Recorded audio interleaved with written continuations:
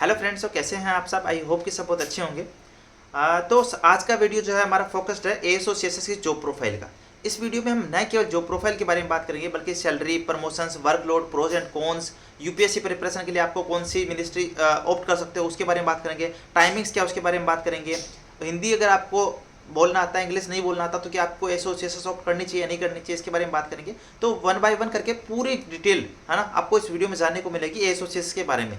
और अगर आप सीजीएल 24 या सीजीएल 25 को आप टारगेट कर रहे हैं तो आपको डेफिनेटली पोस्ट वाइज पता होना चाहिए भाई इस जॉब में ये काम है और ये जॉब आपके लिए अनुकूल है या नहीं है, आपको पहले से पता हो, ताकि आप एक पोस्ट को टारगेट कर पाएं कि मुझे ये पोस्ट लेनी है। होता क्या है कि बिना नॉलेज के अभाव में हम कोई भी पोस्ट ऑप्ट कर लेते हैं, फिर नेक्स्ट सीजीएल देते हैं, फिर वापस यही साइकिल चलता रहता है क्योंकि हमें पोस्ट का नॉलेज नहीं था, इसलिए दोबारा सीजीएल देना पड़ गया। ठीक है, तो वो ना हो, इसलिए वीडियो अंत तक जरूर देखें। और अगर आपको एएसओ सीएसएस के बारे में कुछ और भी बहुत सारी चीज़ें जाननी हो तो मेरा भी यूट्यूब चैनल एसएससी ऑलराउंडर नाम है उसका, जिसका लिंक आपको डिस्क्रिप्शन में मिल जाएगा। तो एक बार जरूर विजिट करिएगा, बहुत सारी जानकारी, बहुत सारी चीज़ें आपको मिलेगी, बहुत अच्छी गाइडेंस वहाँ भी आपको मिलेगी। ठीक है, तो आज का वीडियो फोकस है एएसओ सीएसएस जॉब प्रोफाइल। तो चलते हैं सबसे पहले हमारी मिनिस्ट्री एंड सेक्शन अलॉटमेंट कैसे होता है उस बात पे। देखो, सीजीएल का फाइनल रिजल्ट आता है, उसमें आपको पता चल जाता है कि आपको एएसओ सीएसएस पोस्ट मिली है। यहाँ तक, इससे आगे से मैं शुरू करता हूँ। आपको पता चल गया भाई आपको एएसओ सीएसएस पोस्ट मिली है। अब सीएसएस में क्या होता है, एक जो एक हेड होता है, हेड आप कह सकते हो उसको, डीओपीटी है, डिपार्टमेंट ऑफ पर्सनल ट्रेनिंग, जो क्या करता है ट्रांसफर को, अपॉइंटमेंट्स को, ये जो चीज़ें हैंडल करता है वो डीओपीटी करता है, डिपार्टमेंट ऑफ पर्सनल ट्रेनिंग करता है। अब डीओपीटी क्या करता है, आपसे मिनिस्ट्री की प्रेफरेंस मांगता है, तो आपकी जो रैंक है और आपकी जो मिनिस्ट्री की प्रेफरेंस भरी है उसके बेस पे आपको मिनिस्ट्री अलॉटमेंट हो जाता है। आपने जो भी मिनिस्ट्रीज भरी है उसमें से आपको एक मिनिस्ट्री मिल जाती है। ठीक है, अब आपको मिनिस्ट्री मिल गई, वहाँ आप जाके ज्वाइन करते हैं। तो मिनिस्ट्री में एक सेक्शन होता है एस्टेब्लिशमेंट सेक्शन या एडमिनिस्ट्रेटिव जो सेक्शन है वो होता है, वहाँ से आपका सेक्शन अलॉटमेंट होता है और सेक्शन अलॉटमेंट रेंडम होता है। मिनिस्ट्री जब प्रेफरेंस आपसे मांगी थी वहाँ तो प्रेफरेंस चल रहा था, बट जब आप सेक्शन अलॉटमेंट की बारी आएगी तो आपसे कोई प्रेफरेंस नहीं मांगी जाएगी, आपका रैंडम सेक्शन अलॉटमेंट होता है। सेक्शन होता क्या है, तो देखो जैसे मान लो हेल्थ सेक्टर है या हेल्थ मिनिस्ट्री है, तो वहाँ आपको पता है कई सारी चीज़ें होती है। एक मेंटल हेल्थ हो गई, हमारे डेंटल एजुकेशन से रिलेटेड हेल्थ हो गई, हमारा मान लो एम्स को कोई देख रहा है तो उससे रिलेटेड हेल्थ हो गई, कोई दूसरे हॉस्पिटल है उनको भी कोई देख रहा है तो उनकी हेल्थ, उनसे रिलेटेड मैटर हो गए। तो इस तरह अलग अलग सेक्शन वहाँ क्या होते हैं, बंटे हुए होते हैं। तो उन सेक्शन में आपको किसी एक सेक्शन में ज्वाइनिंग मिल जाती है अगर आप हेल्थ मिनिस्ट्री में हो। इसी तरह से किसी दूसरी मिनिस्ट्री में हो तो वहाँ भी अलग अलग सेक्शन बने होते हैं, वहाँ आपको ज्वाइनिंग आपकी हो जाती है। अब आपने वहाँ कर दिया ज्वाइन। अब वहाँ भी क्योंकि डीलिंग हैंड एक सेक्शन है तो उसमें हो सकता है 2 एएसओ या 3 एएसओ, तो अलग अलग आपकी सीट्स फिक्स होती है। ठीक है, अब मान लो कि काम क्या होता है उसके बारे में अगर बात करें, ये तो हो गया आपका मिनिस्ट्री और सेक्शन अलॉटमेंट। अब बात करते हैं वर्क प्रोफाइल क्या काम है, तो काम है नोटिंग और ड्राफ्टिंग का। नोटिंग और ड्राफ्टिंग होती क्या है, तो जैसे कि मैंने कहा कि मान लो आप एम्स का कोई सेक्शन है, आपको उसको डील करना है, आप उसको देख रहे हैं। ठीक है, अब एम्स में कोई भी चीज़ हुई है उसकी जानकारी या उसका कोई भी आरटीआई, उसका कोई इन्फॉर्मेशन से रिलेटेड वीडियो है, कंप्लेंट है, कोई कोर्ट केस है, वो आप देख रहे हैं। तो आपके पास मान लो कोई लेटर आ गया जिसमें कंप्लेंट थी किसी बंदे की, उसने कंप्लेंट की थी भाई वहाँ ये मैं गया था, मेरा इलाज ऐसा सही नहीं हो पाया, तो वो आया लेटर आपके पास। आपने क्या किया, आप नोटिंग करोगे, नोटिंग में आप बताओगे ऊपर वालों को, अपनी हायरार्की को बताने का एक मीडियम होता है नोटिंग, जिसमें आप बता रहे हो कि ये लेटर इस बंदे से आया है, इसने ये बात कही है, इसकी ये प्रॉब्लम है, और फिर दूसरे पॉइंट में लिखो कि इस बेस पे हम ये कर सकते हैं। अपना दिमाग लगा के बताओ कि भाई इस केस में हम क्या कर सकते हैं, ये चीज़ कर सकते हैं, वो आप उसमें लिख दोगे, उस जो भी आपने लेटर पढ़ा उसके बेस पे। फिर आपने लिख दिया मान लो, और ये आप हायरार्की में भेजोगे ऊपर। अब जो आपने प्रपोज किया, लाइक आपने मान लो प्रपोज किया है कि आप ये कह रहे हो कि हम जो है वो इस फलाने संस्थान से क्या मांग सकते हैं, कमेंट्स मांग सकते हैं। मान लो आप कह दो कि हम इस मामले में एम से कमेंट मांग सकते हैं, तो फिर एम से कमेंट मांग सकते हैं तो कैसे मांगोगे, बाय लेटर भेजोगे।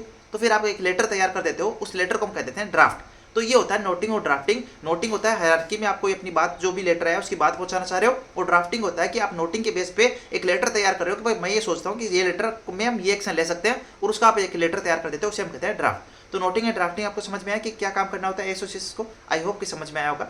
ठीक है, अब बात करते हैं हम सैलरी की, कितनी सैलरी मिलती है आपको। तो देखो, अगर आप एज एन एसोसिएशन ज्वाइन कर रहे हो तो आपको पता है दिल्ली में ज्वाइनिंग होगी, इसकी परमानेंट पोस्टिंग यही होती है, कोई ट्रांसफर नहीं होता है। तो दिल्ली में अगर ज्वाइनिंग होगी तो एक्सेप्ट है, तो सैलरी अच्छी खासी होती है, 4600 ग्रेड पे की पोस्ट होती है, और आपको सैलरी जो इन हैंड सैलरी है वो 72,000 रुपये मिलती है आपकी पहली सैलरी के तौर पे, और आपकी जो ग्रोस सैलरी है वो 80 से 85,000 के बीच में आपकी ग्रोस सैलरी होती है फर्स्ट मंथ से ही।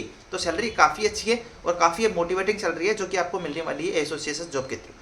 उसके बाद में बात करें तो प्रमोशंस के बारे में, तो प्रमोशंस जो होता है, जैसे मान लो आपने एएसओ असिस्टेंट सेक्शन ऑफिसर के रूप में ज्वाइन किया है, तो 5 साल बाद आपकी जो मेंस की एग्जाम डेट थी ना, ध्यान रखना मेंस की एग्जाम डेट, जैसे मान लो आपका सीजीएल 23 से निकला है, तो आपके जो मेंस एग्जाम जिस डेट को हुई थी उस डेट से 5 साल बाद आप एलिजिबल होते हो एलडीसी एग्जाम के लिए। एलडीसी एग्जाम क्या है? एलडीसी एक डिपार्टमेंटल एग्जाम है जिसमें आप एएसओ हो और एसओ एग्जाम के लिए अगर आप पास कर लेते हो, उस एग्जाम को पास कर लेते हो, वैकेंसी जाती है उसमें, भाई इतनी 200 वैकेंसी आ गई, 300 वैकेंसी आ गई, तो आप अगर उसमें उन वैकेंसीज के बेस पर सेलेक्ट हो जाते हो उस एग्जाम से, तो आपका प्रमोशन 5 साल बाद हो जाता है, ठीक है। बट अगर मान लो अगर आप सेलेक्ट नहीं हो पाए हो तो आपको प्रमोशन होने में 8 से 10 साल लग जाते हैं, ठीक है। ये बात समझ में आई आपको? और वो 5 साल वाली जैसे मैं कह रहा हूँ एलडीसी एग्जाम होती है, तो आजकल क्या होता है एलडीसी एग्जाम भी थोड़ी लेट चलती है। तो एलडीसी एग्जाम जो है मान लो आपकी 7 साल बाद हुई, 5 साल बाद हुई नहीं, तो क्या होता है 7 साल बाद आपकी एग्जाम हो गई और अगर आप उसमें पास हो गए तो फिर बैक डेट से, मतलब जब आप 5 साल बाद आप एलिजिबल हो गए थे वहां से आप क्या हो जाता है, काउंट कर लिया जाता है प्रमोशन वाली डेट्स को, ठीक है। तो ये समझ में आया होगा आई होप कि किस तरह प्रमोशन एग्जाम होती है। अगर प्रमोशन एग्जाम क्लियर करते हो तो आप मान के चलो कि मिनिमम 5 से 7 साल बाद आप एसओ बन जाते हो, सेक्शन ऑफिसर बन जाते हो, अदरवाइज आपको 8 से 10 साल भी लग जाते हैं, 10 साल लगना नॉर्मल बात है, ठीक है। तो सेक्शन ऑफिसर जो है 4800 ग्रेड पे की जॉब है, तो मिनिमम आप 5 से 7 साल में आप एसओ बन जाते हो, सेक्शन ऑफिसर बन जाते हो। समझ में आया? पहला प्रमोशन होता है सेक्शन ऑफिसर का। उसके बाद होता है नेक्स्ट प्रमोशन आपका 5400 ग्रेड पे जिसमें आपकी पोस्ट सेक्शन ऑफिसर ही रहती है, बट आपका ग्रेड पे चेंज हो जाता है और 4800 से 5400 ग्रेड पे पहुंच जाते हो, आप ग्रुप ए में पहुंच जाते हो। वो ग्रुप बी था, अब आप ग्रुप ए में आ चुके हो, 5400 ग्रेड पे आप आ गए। उसके बाद अंडर सेक्रेटरी से अगला प्रमोशन जो होता है वो डिप्टी डायरेक्टर पोस्ट या डायरेक्टर पोस्ट पे होता है। उससे अगला जो पोस्ट होता है वो होता है आपका हायरार्की में, वो होता है जॉइंट सेक्रेटरी का। ज़्यादातर लोग जो भी सीएसएस में ज्वाइन करते हैं एज एन एएसओ वो डायरेक्टर पोस्ट तक पहुंच पाते हैं। जैसे ऊपर की पोस्ट पे क्योंकि आईएएस ज़्यादा है तो वहां पहुंचना मुश्किल होता है, ये ध्यान रखो। आप अगर एज एन एएसओ ज्वाइन कर रहे हो तो डायरेक्टर पोस्ट तक आप इजीली पहुंच जाओगे, बट उससे ऊपर की पोस्ट पे पहुंचना थोड़ा, या आप कह सकते हो ज़्यादातर मुश्किल ही है। तो ये प्रमोशन की आपकी हायरार्की रहती है जहाँ तक आप जा सकते हैं, ठीक है। उसके बाद बात करें टाइमिंग्स की, तो ऑफिस की टाइमिंग्स जो है वो 9 से 5:30 की रहती है सभी मिनिस्ट्रीज में ऑलमोस्ट। बट देखो कभी कभी हो सकता है, या मान लो कोई सेक्शन आपका ऐसा है जिसमें 5:30 नहीं बट 6, 6:15, 6:30 ये टाइमिंग हो सकती है नॉर्मली। सुबह आने का टाइम भी 9 से 9:30 के बीच में रहता है और लोगों के जाने का टाइम 5:30 से 6:30 के बीच में लोग ज़्यादातर निकलते हैं। तो ऐसा नहीं कि आप एग्जैक्ट 5:30 पे जा रहे हो सकता है किसी सेक्शन से जा रहे हो, बट किसी सेक्शन में आपको 6 से 6:30 तक भी रुकना पड़ जाता है। बाकी जो टाइमिंग्स है ऑफिशियल वो है 9:30 से आपकी 5:30 या 9 से 5:30, ठीक है। समझ में आया ये चीज़? उसके बाद बात करते हैं ट्रांसफर और दिल्ली में कितने खर्चे हो सकते हैं, कितनी बचत हो सकती है उसके बारे में। तो ये ध्यान रखो इस जॉब में कोई ट्रांसफर तो होता ही नहीं है क्योंकि दिल्ली बेस्ड जॉब है, मिनिस्ट्री में काम करना है और मिनिस्ट्री केवल दिल्ली में ही है, तो आपका कोई इसमें ट्रांसफर नहीं होता है। इस जॉब से आपको परमानेंट अपनी पूरी लाइफ यहीं जॉब करनी होती है। तो बात करें दिल्ली के खर्चे की, तो देखो आपकी सैलरी आ रही है 72,000। आप यहाँ जो भी 1 BHK फ्लैट लेंगे, अगर मान लो आप अकेले रहे हैं 1 BHK फ्लैट ले रहे हैं तो 8 से 10,000 रुपया आपका 1 BHK फ्लैट का खर्चा लग जाएगा। 4 से 5,000 रुपया आपका आने जाने का जो ट्रेवल अलाउंस है वो लग जाएगा, ठीक है। तो ऑलमोस्ट 15,000 रुपये ये हो गए। उसके बाद आप मान लीजिए कि खाना खाएंगे तो उसका भी 5 से 8 से 10,000 रुपया तक लग जाएगा मान लीजिए। तो मान लो मैं 7,000 रुपये मानता हूँ तो 22,000 रुपया आपका ये लग गया। तो इस हिसाब से 22,000 रुपया ये मिनिमम लग गया। उसके अलावा आप कितना खर्चा करते हैं उस पर डिपेंड करता है। तो मान लो 8,000 रुपया एक्स्ट्रा आपने खाने पीने जूस पीने बाकी पे खर्च कर दिया तो 30,000 रुपया तक आप मान लो 20 से 30,000 रुपया के बीच में आपका खर्चा तो डेफिनेट सी बात है होना ही है।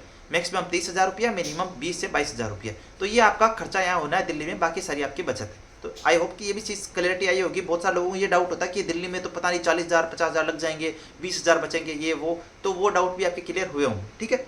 इसके बाद में हमारा एक जो पॉइंट है वो हिंदी बोलना आता है, तो क्या मैं एसोसिएस को ज्वाइन कर सकता हूँ या मैं वहाँ कंफर्टेबल हूँ। तो देखो एसोसिएस कोई भी है वो सब हिंदी ही बोलते हैं और हिंदी ही लैंग्वेज वहाँ कम्युनिकेशन की लैंग्वेज है।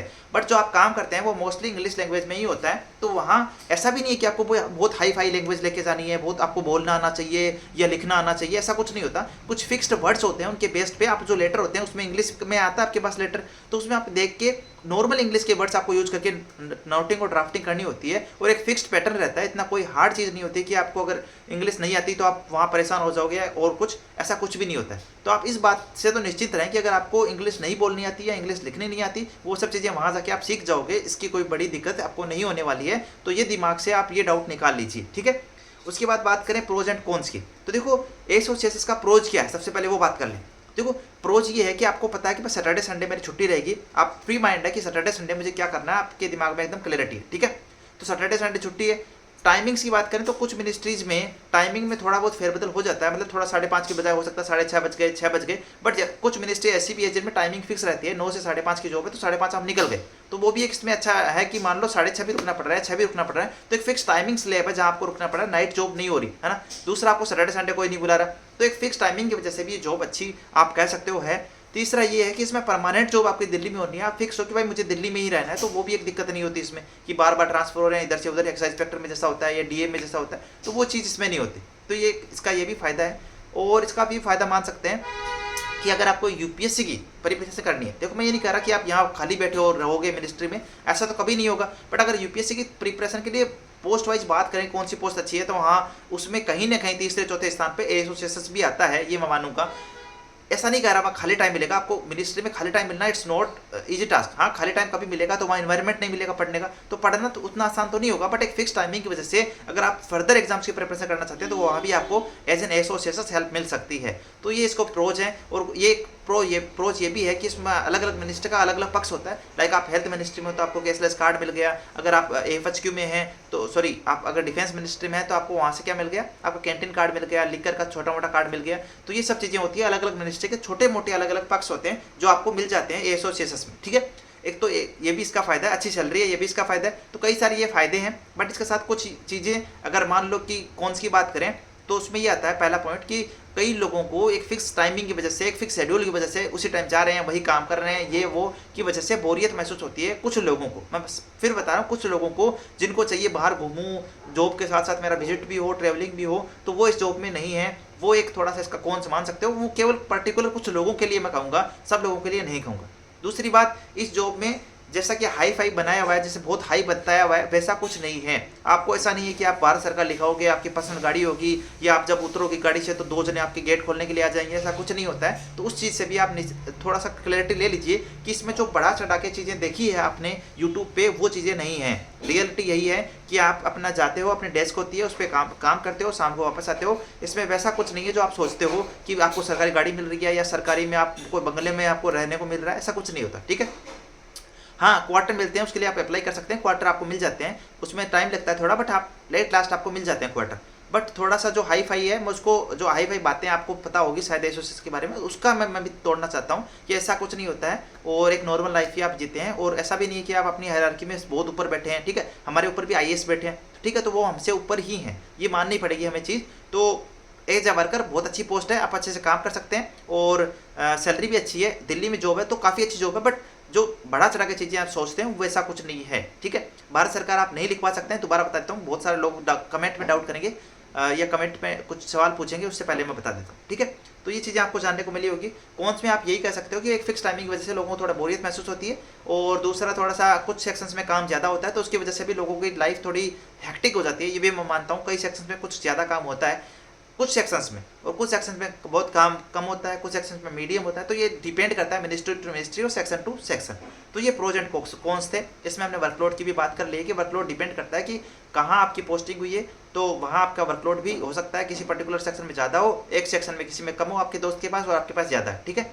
तो मिनिस्ट्री प्रेफरेंस किस बेस पे हम कर सकते हैं, अगर आपको CGL 24 या 23 या 25 कहीं से भी आपको मिनिस्ट्री प्रेफरेंस का मौका मिल रहा है, आपने CSS के रूप में सिलेक्ट, एसोसिएशन के रूप में सिलेक्ट हो चुके हो, तो आप जो है मिनिस्ट्री प्रेफरेंस में, मैं ये कहा अगर आपको फर्दर प्रिपरेशन करनी है तो आप छोटी मिनिस्ट्री की तरफ जा सकते हैं। बेसिक सी बात है, ऐसा श्योरिटी नहीं है कि वहाँ काम कम होगा, बट हाँ एक चांस है कि वहाँ काम कम हो सकता है क्योंकि छोटी मिनिस्ट्री है।